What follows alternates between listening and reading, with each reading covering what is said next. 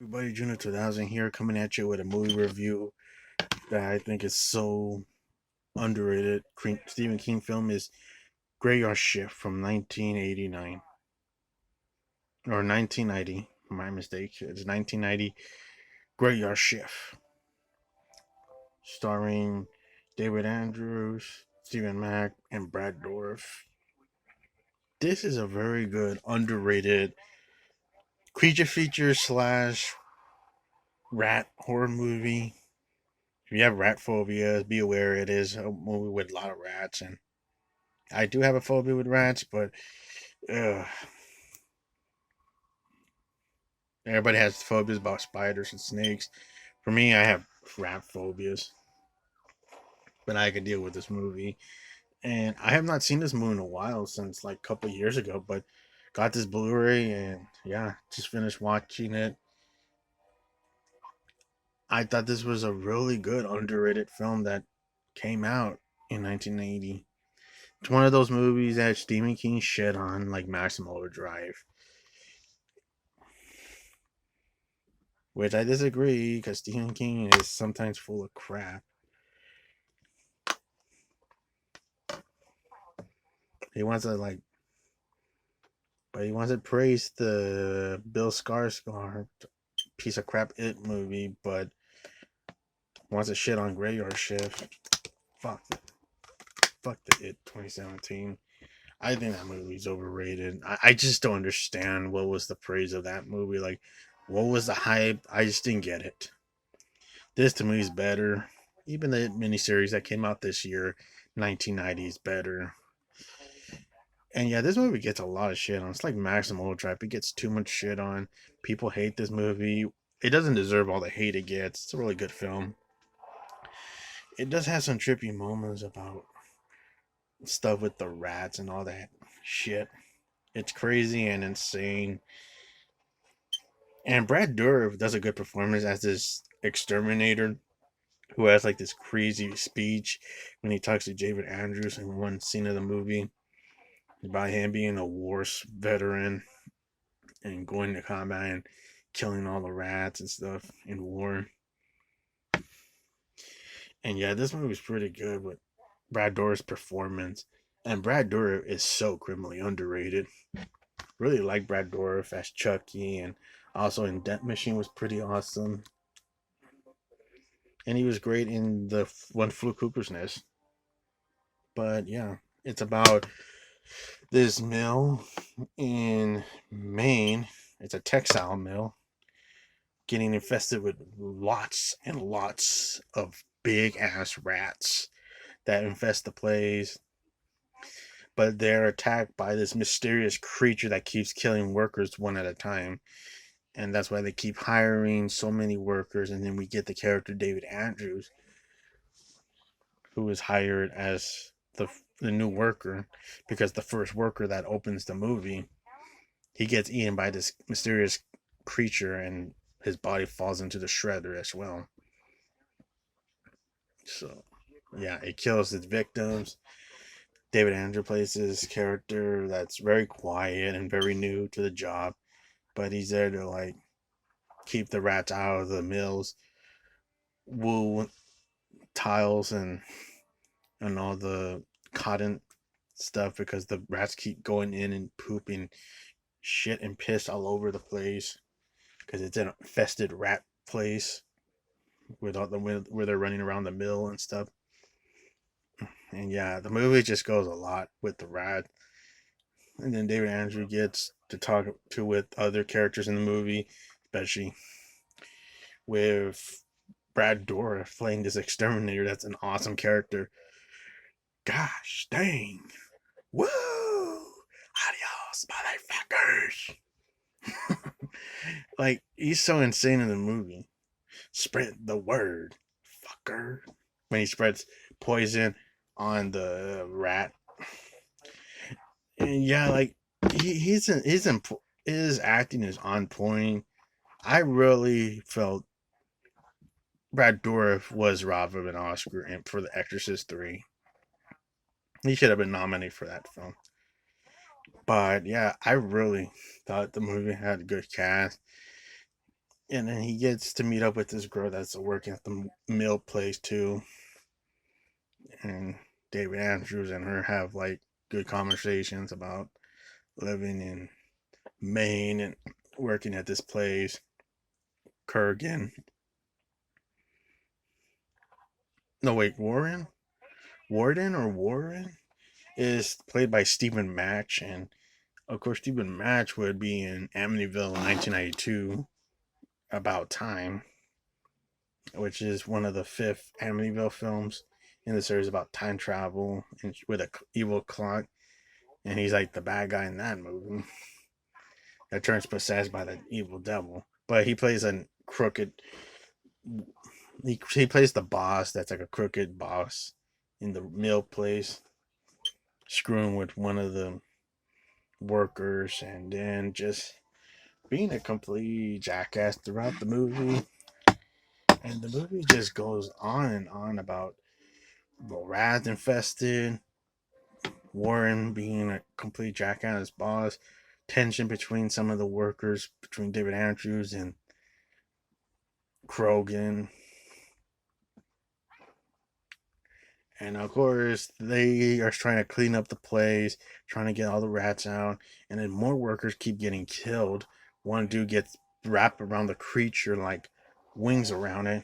And like how the Jeeper Creeper grabs one of the teenagers in Jeeper Creepers 2, wrapping around his face and killing him, grabbing another woman worker and killing her with the rats. And then you get some Beach Boy music playing when they're cleaning all the rats out of the basement. And yeah, the movie just goes on. And it's not even a boring film. It's really fast paced, on point, and it's already going to be done. Like, it's not a boring film that just drags on forever. It gets you engaged. Like, you want to see what happens. Like, what the heck is this mysterious creature that keeps killing these people? And then you get more people getting killed. And then Krogan, he gets killed by getting eaten by the creature under the water, with his face all mauled and beaten up by the creature. So he's killed. Was the exterminator Brad Dourif? His character gets killed in a brutal way. He's not killed by the creature, but he is killed by trying to find his dog. But he goes through a tombstone area, and it keeps trying to fall him, but he could have moved out of the way. But boom, it smashed his face and dug him into the ground. And of course, they would find his dead body under the water later. But that was a brutal way. But on and on, it just it does have some brutal kills. You gotta admit, like, this movie gets shit on. Like, come on, this is a good film.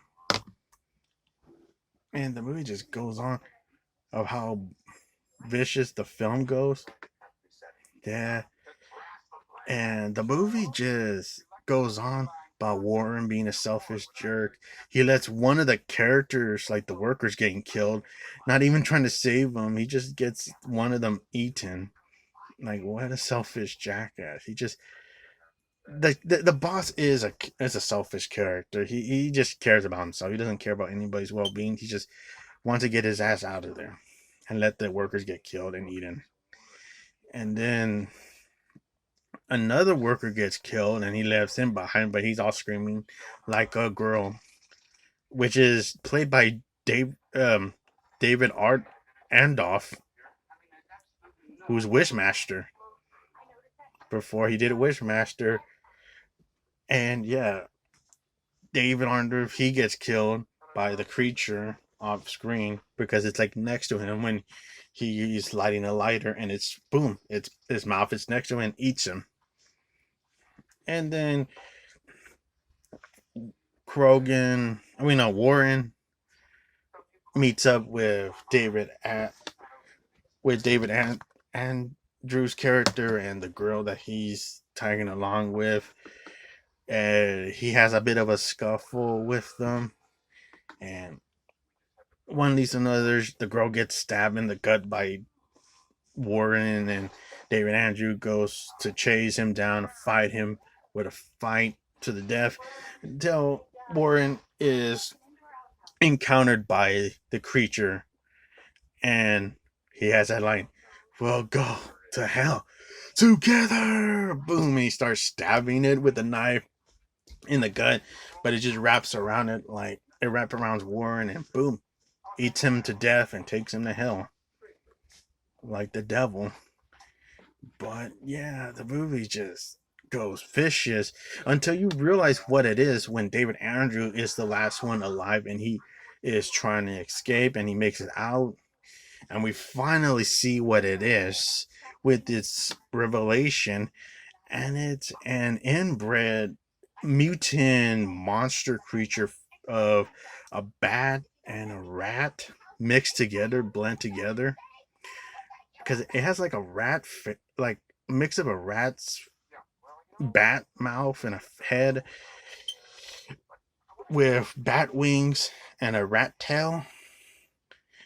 And it's kind of strange where the hell this thing even came from. Like, did a did a did a bat screw a rat or something? Because I know there's rats around on the mill place, but where the hell did this big creature came from? Did it came from hell? Because it is like a bat mixed with uh that's mixed with genes of a rat. Like, it's very bizarre looking creature. Like, woo. But David Andrews the one that's left alone, and he has to fight for the death, kick some ass, take no names like a motherfucker, and has cornered the rat bat machine monster and stabbing it with a hook and a few times, and then looks at the switch, and the tail of the rat monster is caught next to the machine grinder, and he grabs a few cans of sodas, slingshots one, misses, but grabs a Diet Coke empty can and slingshots it to the button, and boom, lets the ignition goes of the machine, turns it on, and it grinds the bat monster, where the hell you want to call it. It's a freaky, scary looking monster creature, and it grinds it up, shrivels its tail, its ass, its intestines, and its stomach, and all the way to its head. That ends it there and stops the grinding with the gruesome, gory matter where it's just grinding this big creature, scary monster. And David Andrews, the one that is left standing, and everybody's gone. But him, he's the one is last man standing. And of course, the movie ends where you see a shot of the sign now hiring under new management. I don't know if that's supposed to left. It was supposed to leave off to a sequel or not, but this one didn't do good in theaters. I think it flopped, so that's why you didn't get a Graveyard Shift 2. Maybe that's why they were probably gonna have a sequel, but it didn't get a sequel because it flopped. But David Andrew, his character, I thought his acting wasn't bad. I have not seen David Andrew in other movies. Like, I gotta see what other movies he has done, but his acting as the lead was good. And guess what? I it's so appreciation that it's a horror movie with a lead guy, and it's so underrated that you get a guy as the lead. It takes a break from the final girls, and you get a guy as the final guy lead, taking ass, taking no names like a motherfucker. And yeah, it was awesome. I thought Greater Shit was a good movie. Stephen King took you edge to the edge of with The Shining and Pet Cemetery, and this time he pushes you over with Stephen King's Radar Shift. So bad, such a badass poster. Of course, you get this art in the background, no reversible art for alternate artwork, but pretty cool artwork of photo shot of the cast right there down in the dirty basement of the mill where they have to clean all the rat piss and shit all over. But yeah, this is such a good movie. I really enjoyed this film. I feel like this movie should get a lot of appreciation and a lot of watch. And it doesn't get that recognition like how Maximum Overdrive does. So yeah, definitely give this movie a chance to watch, folks. Graveyard Shift is a really good criminally underrated, badass Stephen King film that kicks ass. It's up there with Maximum Overdrive and a lot of underrated Stephen King films that he hates, but I highly disagree with him saying this. But yeah, this is a good movie.